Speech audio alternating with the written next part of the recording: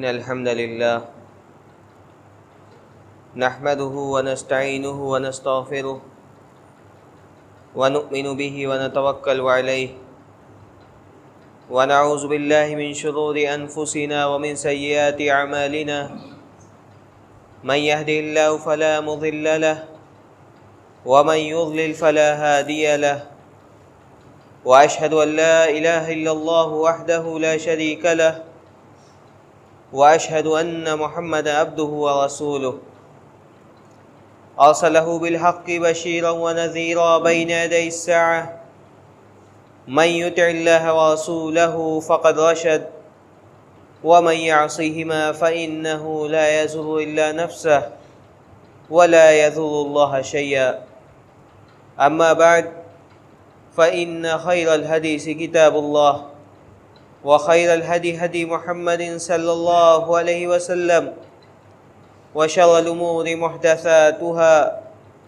وكل محدثة بدعة وكل بدعة ضلالة وكل ضلالة في النار فأعوذ بالله السميع العليم من الشيطان الرجيم بسم الله الرحمن الرحيم ونزلنا من السماء ماء مباركا فأنبتنا به جنات وحب الحصيد والنخل باسقات لها طلع نضيد رزقا للعباد وأحيينا به بلدة ميتا كذلك الخروج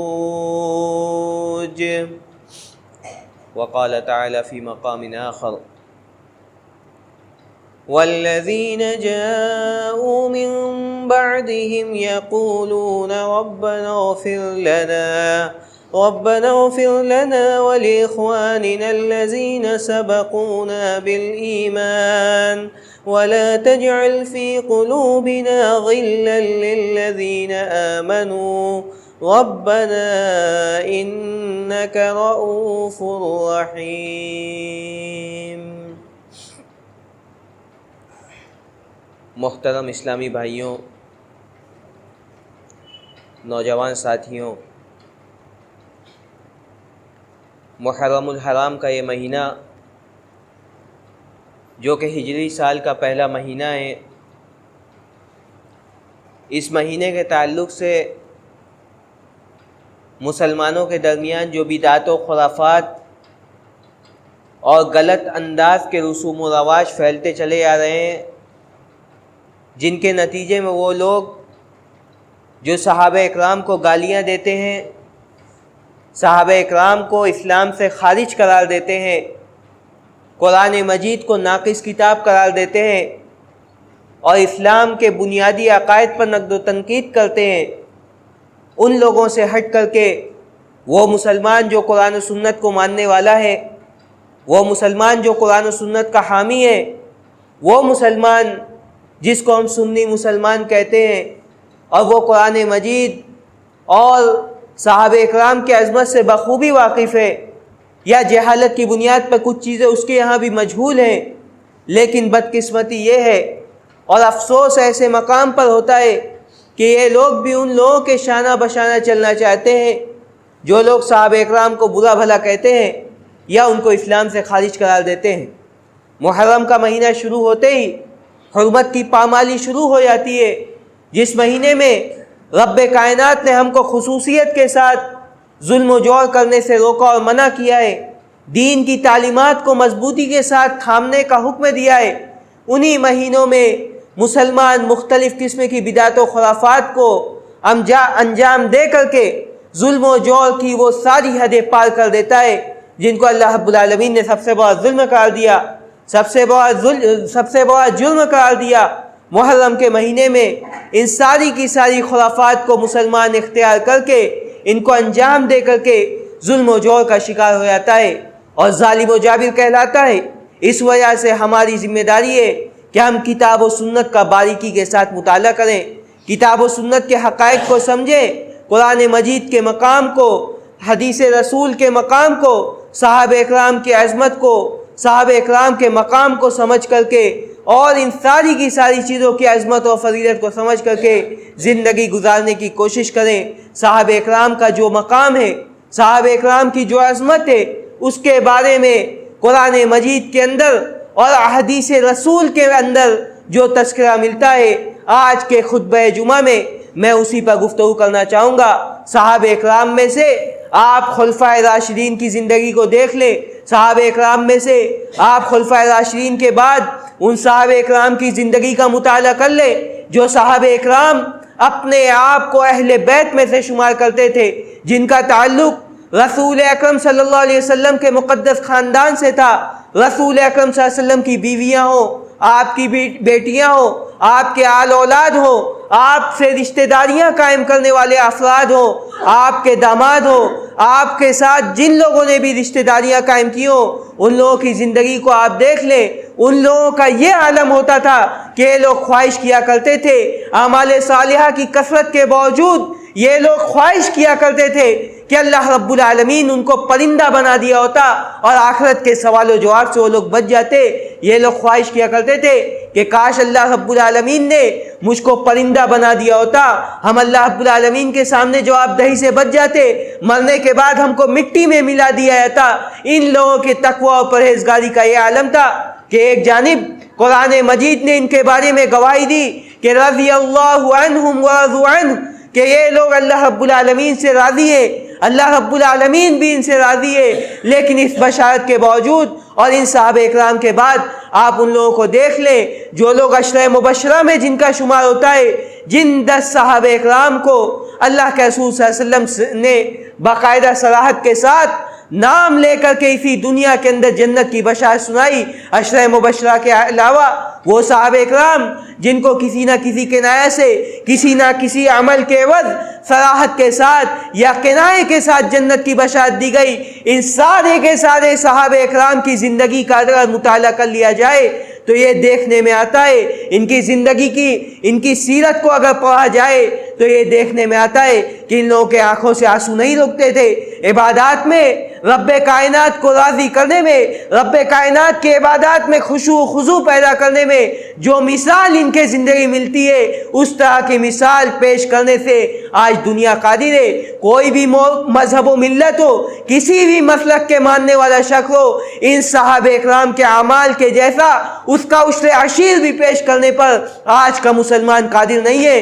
لیکن اس کے باوجود انہی صحابہ اکرام پر اگر لعن طعن کیا جائے، ان کو گالیاں دی جائے تو اس کو ایک مسلمان کیسے برداشت کر سکتا ہے؟ آپ دیکھ لیں صحابہ اکرام میں سے ابو بکر صدیق رضی اللہ عنہ کو، جن کو اس محرم کے مہینے میں یہ نوحہ اور ماتم کرنے والے، جن کو اسلام سے خارج قرار دیتے ہیں، ان پر طعن و تشنیع کرتے ہیں، جبکہ ابو بکر صدیق رضی اللہ عنہ وہ صحابی رسول ہے جن کے بارے میں اللہ رب العالمین نے قرآن مجید کے اندر صراحت فرما دی کہ ثانی اثنین اذ ہما فی الغار، کہ وہ غار کے اندر دو میں کا دوسرا تھا۔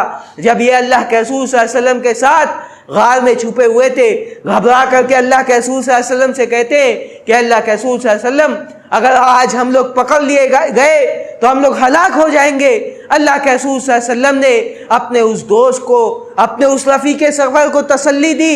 اس کا تذکرہ اللہ رب العالمین نے قرآن کے اندر کیا کہ اذ یقول لصاحبہ لا تحزن ان اللہ معنا، کہ جب اس نے اپنے ساتھی سے کہا کہ ڈرو نہیں، اللہ رب العالمین ہمارے ساتھ ہے۔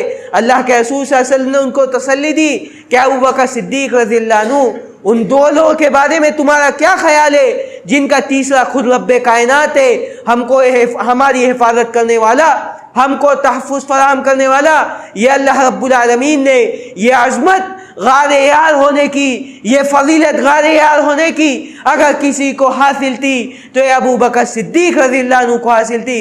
اس کے باوجود ان کو ملامت کیا جائے، ان کو غاصب کہا جائے، ان پر طعن و تشریح کی جائے، تو اس کو ایک مسلمان قطعاً برداشت نہیں کر سکتا، چاہے ابو بکر صدیق رضی اللہ عنہ ہو یا عمر بن خطاب، عمر فاروق رضی اللہ عنہ ہو، جن کو ابلیس سے بھی زیادہ شدید عذاب دینے کا تصور اسی محرم کے مہینے میں ان نوحہ اور ماتم کرنے والوں کے ہاں پایا جاتا ہے۔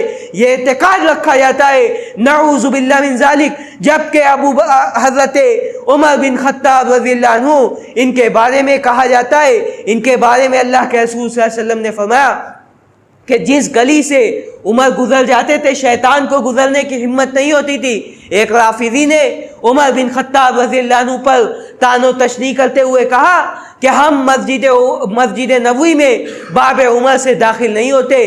کسی نے اس کا جواب دیا کہ اللہ رب العالمین کا فضل و کرم ہے، یہ اللہ رب العالمین کی رحمت ہے، اور عمر بن خطاب رضی اللہ عنہ پر بے شمار اللہ رب العالمین کی برکت نازل ہو کہ شیطان ان کے زندگی میں بھی ان سے دور بھاگتا تھا اور ان کے موت کے بعد بھی ان سے دور بھاگتا ہے۔ تو ہماری یہ ذمہ داری ہے کہ ہم اپنے اسلاف کا دفاع کرنے کی کوشش کریں، اپنے اسلاف کے شان میں جو گستاخیاں کی جاتی ہے اس سے ہم برات کا اظہار کر کے اس سے دفاع کرنے کی کوشش کریں۔ صحابہ اکرام میں سے چاہے خلفائے راشدین کا دور ہو یا خلفائے راشدین کے دور کے بعد تبع تابعین کا دور ہو، خلافت امیہ کا دور ہو، خلافت امیہ کے سپہ سالار ہو، خلافت امیہ کے ذمہ دار ہو، یا ان کے بعد کے ادوار میں عمر بن عبدالعزیز رحمہ اللہ کا دور ہو، یہ سارے کے سارے خیر القرون کے ادوار ہیں۔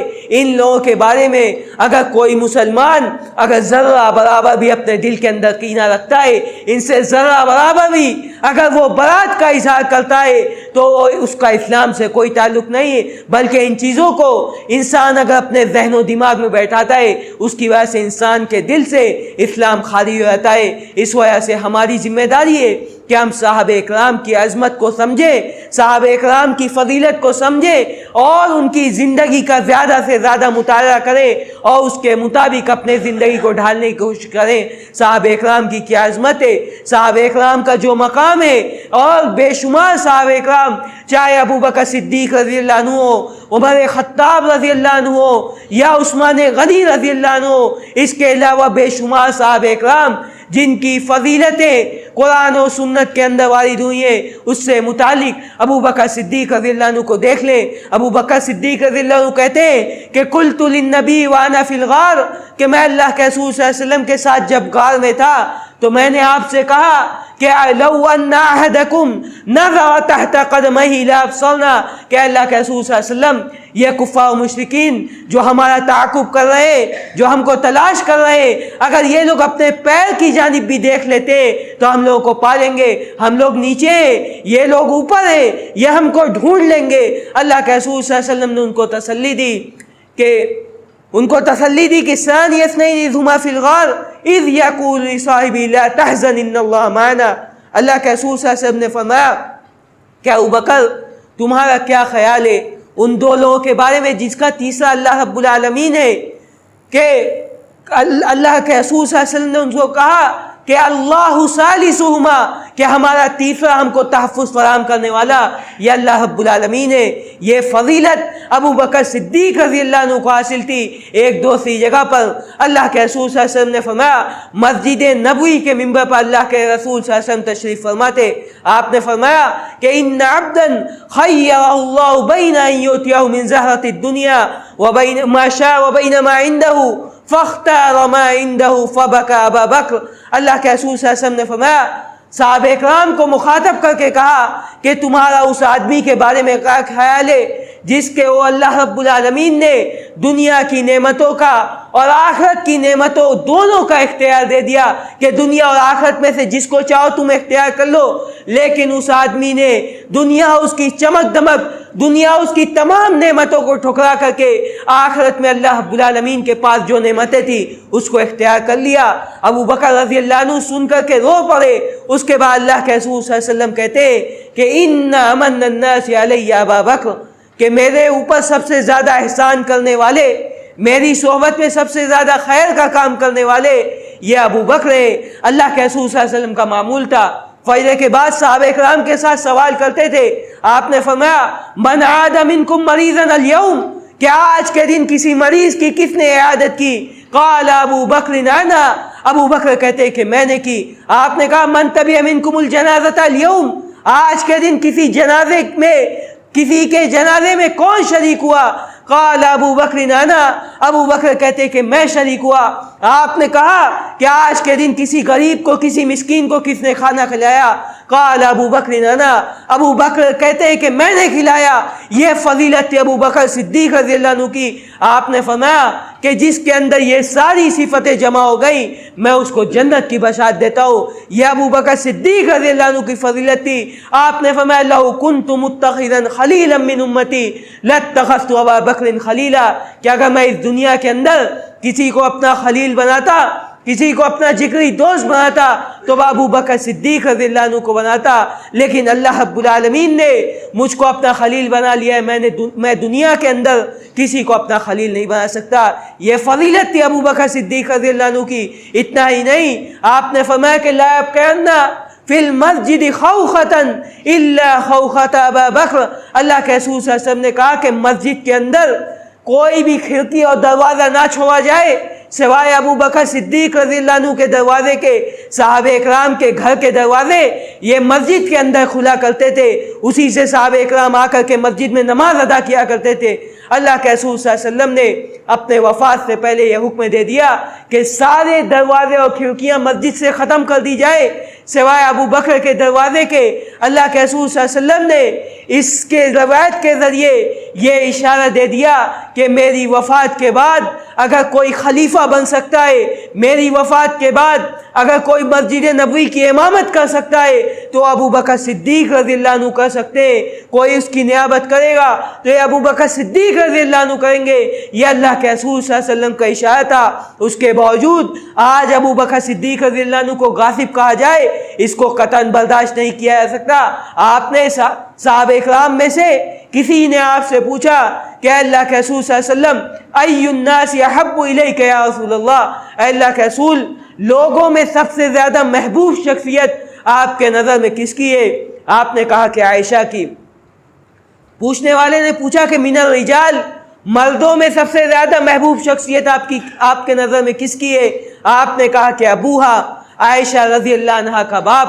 آپ نے یہ نہیں کہا کہ ابو بکر صدیق رضی اللہ عنہ کی، آپ نے یہ نہیں کہا کہ میرے اوپر سب سے زیادہ احسان کرنے والے کی، بلکہ اس کی نسبت بھی آپ نے اپنی چہتی بیوی عائشہ رضی اللہ عنہا کی طرف کی، ہمارے ماں کی طرف کی. لیکن اس کے باوجود آج یہ نوح و ماتم کرنے والے عائشہ رضی اللہ عنہا کو نعوذ باللہ زانیہ قرار دیتے.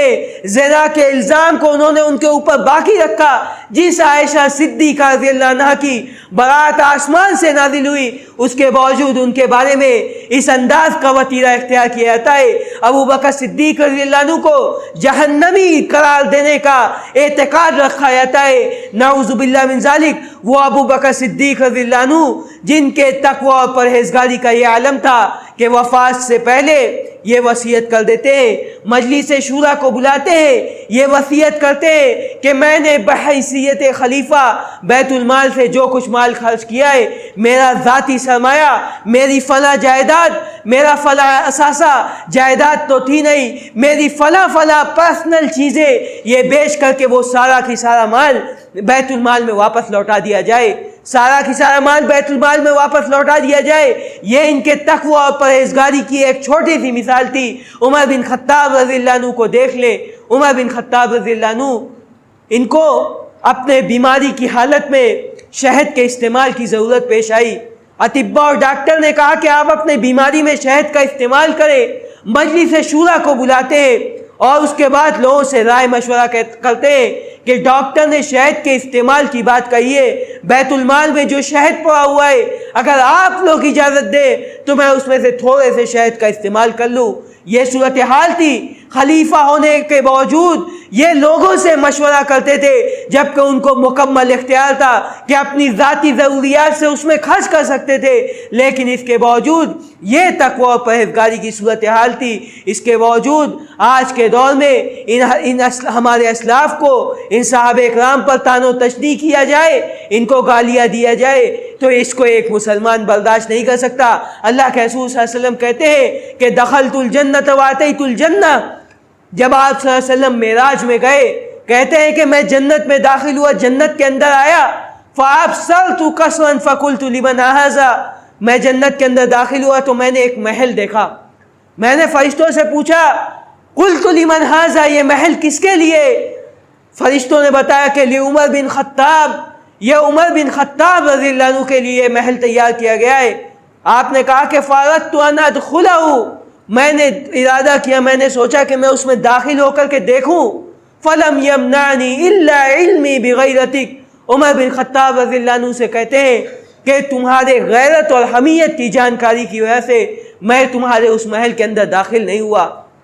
عمر بن خطاب رضی اللہ عنہ یہ سن کر کے بعض روایت میں ملتا ہے کہ رونے لگتے اور کہتے کہ وَعَلَيْكَ غَارِ یا رسول اللہ، کیا میں آپ پر غیرت کروں گا، کیا آپ مجھ سے غیرت کریں گے؟ یہ کہہ کر کہ عمر بن خطاب رضی اللہ عنہ رونے لگتے۔ یہ فضیلت اگر کسی کو حاصل تھی عمر بن خطاب رضی اللہ عنہ کو حاصل تھی۔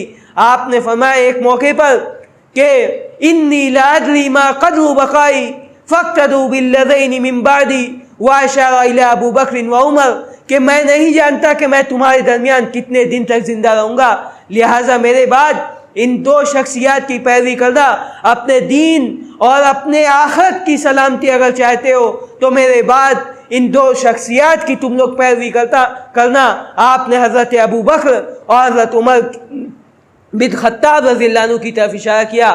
یہ ان دونوں کی فضیلت سے متعلق آپ نے ارشاد فرمایا، آپ دیکھ لیں عمر بن خطاب رضی اللہ عنہ کے موقف پر قرآن مجید کی بے شمار آیت کریمہ کا نزول ہوتا ہے۔ آپ دیکھ لیں حضرت عبداللہ بن ابی کی وفات پر اس کا بیٹا آیا اور اللہ کے رسول صلی اللہ علیہ وسلم سے آپ کی قمیص طلب کی تاکہ اس کے ذریعے سے اس کے باپ کو کفن دیا جا سکے، اس کے باپ کے تدفین کا انتظام کیا جا سکے۔ اللہ کے رسول صلی اللہ علیہ وسلم نے قمیص دے دی، لیکن عمر بن خطاب رضی اللہ عنہ نے اعتراض کیا اور قمیص واپس لے لی۔ کہا کہ اللہ کے رسول صلی اللہ علیہ وسلم، کیا آپ ایک منافق کی نماز جنازہ پڑھائیں گے؟ اللہ کے رسول صلی اللہ علیہ وسلم نے اس کی نماز جنازہ پڑھا دی۔ رب کائنات نے آیت کریمہ نازل کر دی کہ اللہ کے رسول، اگر آپ ان کفار و مشرکین کے لیے، ان منافقین کے لیے ایک مرتبہ نہیں بلکہ 70 مرتبہ بھی استغفار کریں گے تب بھی اللہ رب العالمین کو معاف کرنے والا نہیں ہے۔ یہ عمر بن خطاب رضی اللہ عنہ کا وہ موقف تھا جس کو اللہ رب العالمین نے سراہا ہے، اور اللہ کے رسول صلی اللہ علیہ وسلم کے قول کو، آپ کے اجتہاد کو اللہ کے رسول صلی اللہ علیہ وسلم نے ثانوی حیثیت دی ہے۔ یہ صورتحال تھی۔ اتنا ہی نہیں، حضرت عمر بن خطاب رضی اللہ عنہ کی یہ خواہش تھی کہ مقام ابراہیم کو مصلی بنایا جائے۔ آپ نے اللہ کے رسول صلی اللہ علیہ وسلم کے سامنے خواہش ظاہر کی کہ اللہ کے رسول صلی اللہ علیہ وسلم، میں چاہتا ہوں کہ مقام ابراہیم جہاں پر ابراہیم علیہ السلام نے کھڑے ہو کر کے خانہ کعبہ کی تعمیر کی تھی اس کو جائے نماز بنا لیا جائے۔ اللہ رب العالمین نے آیت کریمہ نازل کر دی وَاتَّخِذُوا مِن مَّقَامِ إِبْرَاهِيمَ مُصَلًّى، کہ مقام ابراہیم کو جائے نماز بنا لیا جائے۔ یہ صورتحال تھی، یہ فضیلت تھی عمر بن خطاب رضی اللہ عنہ کی۔ اللہ کے رسول صلی اللہ علیہ وسلم نے فرمایا کہ ان اللہ وضع الحق على لسان عمر یقول به، کہ اللہ رب العالمین نے عمر بن خطاب رضی اللہ عنہ کے زبان پر حق کو جاری کر دیا ہے۔ وہ اپنی زبان سے جو بھی بولتے ہیں وہ حق کی بات بولتے ہیں۔ اسی وجہ سے عمر بن خطاب رضی اللہ عنہ کو فاروق کا لقب دیا گیا، یعنی حق و باطل کے درمیان تفریق کرنے والا۔ جس کے ساتھ عمر کھڑے ہو جائے وہ گروہ حق پر ہے، یہ اللہ کے رسول صلی اللہ علیہ وسلم نے گواہی دی۔ یہ عمر بن خطاب رضی اللہ عنہ کے فضیلت کے بعض گوشے تھے۔ عثمان غنی رضی اللہ عنہ کی زندگی کو دیکھ لیں۔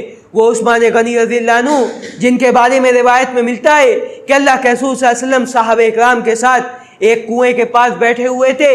آپ کا تہبند گھٹنے تک چڑھا ہوا تھا۔ آپ بے تکلف ہو کر کے صحابہ اکرام کے درمیان گفتگو کر رہے تھے۔ بڑے بڑے صحابہ اکرام آئے اور بیٹھ گئے۔ عثمان غنی رضی اللہ عنہ آتے، اللہ کے رسول صلی اللہ علیہ وسلم نے اپنے پیر کو سکو لیا، اپنے تہبند کو نیچا کر لیا۔ صحابہ اکرام نے کہا کہ اللہ کے رسول صلی اللہ علیہ وسلم، ان سے زیادہ فضیلت والے، ان سے زیادہ عظمت والے صحابہ اکرام آپ کے دربار میں تشریف لائے، لیکن آپ نے ایسا نہیں کیا۔ آپ نے کہا کہ میں اس سے کیوں نہ حیا کروں، جس سے فرشتے حیا کرتے ہیں، ان کے حیا کی مثالیں اللہ کے رسول صلی اللہ علیہ وسلم نے اپنے زبان مبارک سے دی۔ یہی عظمت تھی، اسی عظمت کی بنیاد پر نبی آخر الزماں کی دو بیٹیاں عثمان غنی رضی اللہ عنہ کے نکاح میں آتی ہیں۔ اتنا ہی نہیں، جیش اسرا کو عثمان غنی رضی اللہ عنہ نے مکمل تیار کیا۔ جب ان کو ان کے گھر میں محصور کر دیا گیا، اس کے بعد عثمان غنی رضی اللہ عنہ نے اپنے حجرے کی کھڑکی سے جھانک کر کے یہ ساری باتیں ذکر کی کہ میں نے جیش اسرا کو تیار کر کے اللہ کے رسول صلی اللہ علیہ وسلم سے جنت کی بشارت حاصل کی تھی۔ میں نے بیر روما کو خرید کر کے مسلمانوں کے لیے وقف کیا، اس کے ذریعے جنت کی بشارت حاصل کی۔ میٹھے پانی کا کوئی کنواں مسلمانوں کے لیے نہیں تھا۔ عثمان غنی رضی اللہ عنہ نے اپنی جیب خاص سے بیر روما کو خرید کر کے سارے مسلمانوں کے لیے وقف کر دیا۔ مسجد نبوی کی توسیع کا مسئلہ آیا، عثمان غنی رضی اللہ عنہ نے اس کی توسیع کرائی۔ ساری باتیں عثمان غنی رضی اللہ عنہ نے ذکر کی اور کہا کہ آج ایسے حالات پیدا کر دیے ان لوگوں نے کہ میں اسی بیر روما سے پانی نہیں پی سکتا، اسی کنویں کو جس کو میں نے خرید کر کے وقف کیا اس سے پانی پینے پر مجھ کو پابندی لگا دی گئی۔ مسجد نبوی جس کی تعمیر میں نے کرائی اس میں نماز پڑھنے پر مجھ کو پابندی لگا دی گئی۔ یہ عثمان غنی رضی اللہ عنہ نے بے شمار چیزیں وہاں پر ذکر کی۔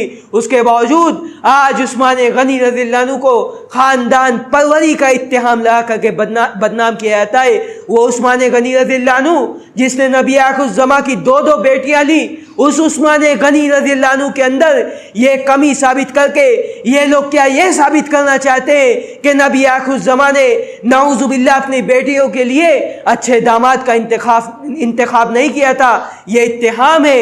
اللہ رب العالمین ہم کو اپنے صحابہ اکرام کا دفاع کرنے کی توفیق عطا فرمائے۔ اسی طرح سے علی بن ابی طالب رضی اللہ عنہ کی بھی بعض فضائل کو آپ سن لیں۔ علی بن ابی طالب رضی اللہ عنہ انہی کے بیٹے حسین رضی اللہ عنہ کو جن کو آج کے دن شہید کیا گیا، انہی کی شہادت پر آج کے دن جو سارا واویلا کیا جاتا ہے، ان کو مظلومیت کے ساتھ شہید کیا گیا۔ اللہ کے رسول صلی اللہ علیہ وسلم نے اپنے حیات مبارکہ میں ہی یہ پیشن گوئی فرما دی تھی کہ میرا یہ نواسہ شہید کیا جائے گا، میرا یہ نواسہ شہید کیا جائے گا۔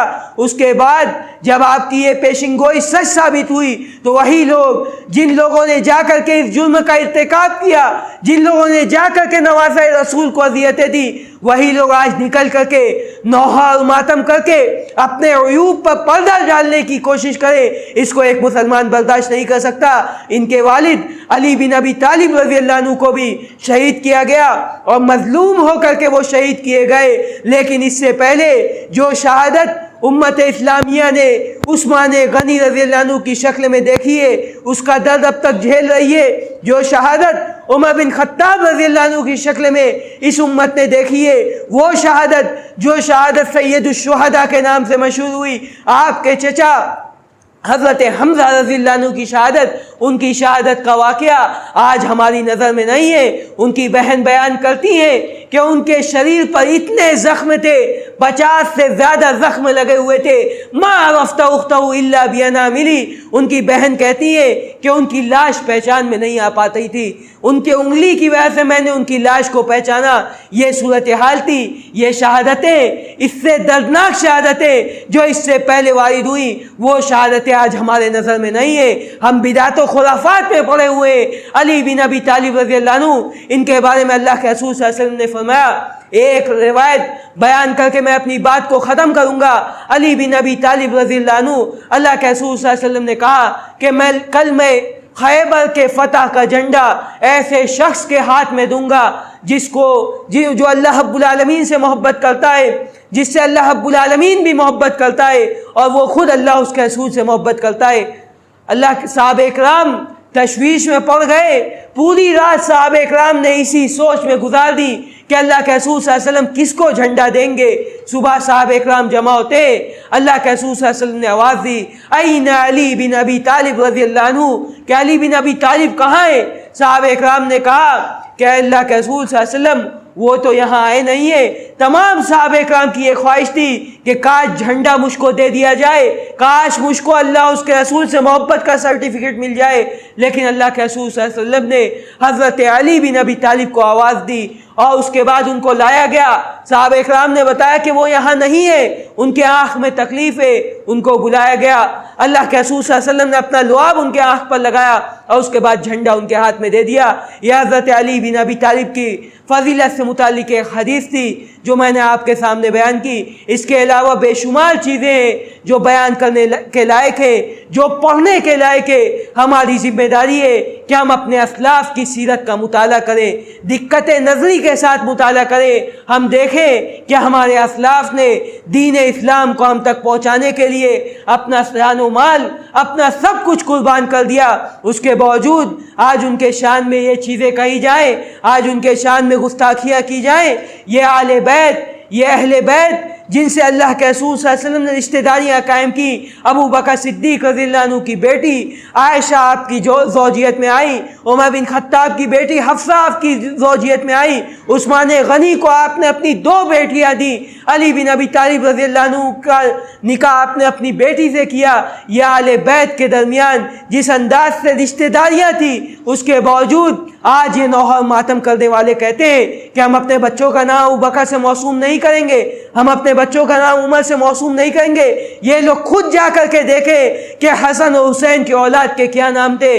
کسی کا نام ابو بکر تھا, کسی کا نام عمر تھا, کسی کا نام عثمان تھا. انہوں نے اپنے اولاد کا گھوم پھر کر کے انہی ناموں میں انہوں نے اپنے اولاد کو موسوم کیا. یہ لوگ جن کو اپنا قائد تسلیم کرتے ہیں, جن کی شان میں غلو کرتے ہیں, جن کے لیے من گھڑت روایات بیان کرتے ہیں, کیا یہ لوگ ان کے اسوے اور نمونے کو نہیں دیکھتے؟ آج کے دن جس دن پیارے رسول نے روزہ رکھنے کو ہمارے لیے مسنون قرار دیا, اس دن شربتیں بانٹے جاتے ہیں, کھانے پینے کی چیزیں تقسیم کی جاتی ہیں. خود نبی آخر الزماں اس دن روزے سے رہا کرتے تھے, آپ کے نواسا حسین اور حسن روزے سے رہا کرتے تھے. اس کے باوجود ان کا اہتمام نہ کیا جائے, بدعت و خرافات کو انجام دیا جائے. یہ چیزیں آج کے دور میں پائی جاتی ہے.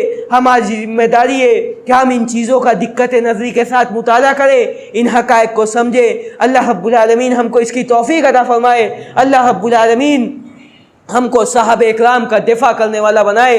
اللہ رب العالمین ہم کو صحابہ اکرام پر جو طعن و تشنیع کی جاتی ہے اس سے برات کا اظہار کرنے کی توفیق عطا فرمائے. اللہ رب العالمین ہم کو اعمال صالحہ کا ذخیرہ تیار کرنے کی توفیق عطا فرمائے, تاکہ صحابہ اکرام پر اگر کوئی انگلی اٹھائے تو ہمارے اعمال اتنے مضبوط ہو کہ وہ اس کی انگلی بذات خود ٹوٹ کر کے گر جائے. اللہ رب العالمین ہم کو اس کی توفیق عطا فرمائے. ہم جب تک جئیں تب تک اسلام پر جئیں, جب ہمارا خاتمہ ہو تو ایمان پر ہو. اقول قولی ھذا واستغفر اللہ من کل ذنب واتوب الیہ.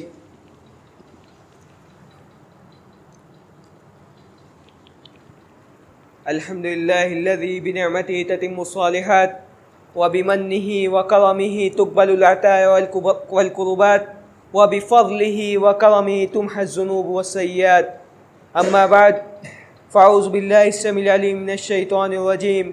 بسم الله الرحمن الرحيم. إن الله وملائكته يصلون على النبي يا أيها الذين آمنوا صلوا عليه وسلموا تسليما. اللهم صل على محمد وعلى آل محمد كما صليت على إبراهيم وعلى آل إبراهيم إنك حميد مجيد. اللهم أعز الإسلام والمسلمين وأذل الشرك والمشركين ودمر أعداء الدين واحمِ حوزة الإسلام يا رب العالمين. ربنا آتنا في الدنيا حسنة وفي الآخرة حسنة وقنا عذاب النار. ربنا اغفر لنا ولإخواننا الذين سبقونا بالإيمان ولا تجعل في قلوبنا غلا للذين آمنوا ربنا إنك رؤوف رحيم. اللہ رب العالمین نے فرمایا کہ ان کے بعد جو صحابہ اکرام کے بعد جو لوگ آئے ان کی یہ ذمہ داری بنتی ہے کہ ان صحابہ اکرام کے لیے مغفرت کی دعا کریں اور یہ کہیں کہ اے اللہ رب العالمین ان جو لوگ اس سے پہلے ایمان میں سبقت کر گئے ان کی مغفرت فرما دے اور ہمارے دل میں ان کے لیے کوئی کینہ مت رکھ. یہ دعا کرنی چاہیے.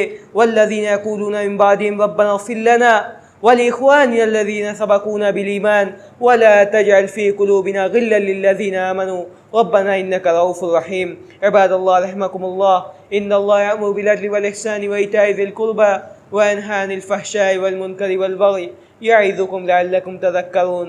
اذكروا الله يذكركم وادعوه يستجب لكم ولذكر الله أكبر والله يعلم ما تصنعون.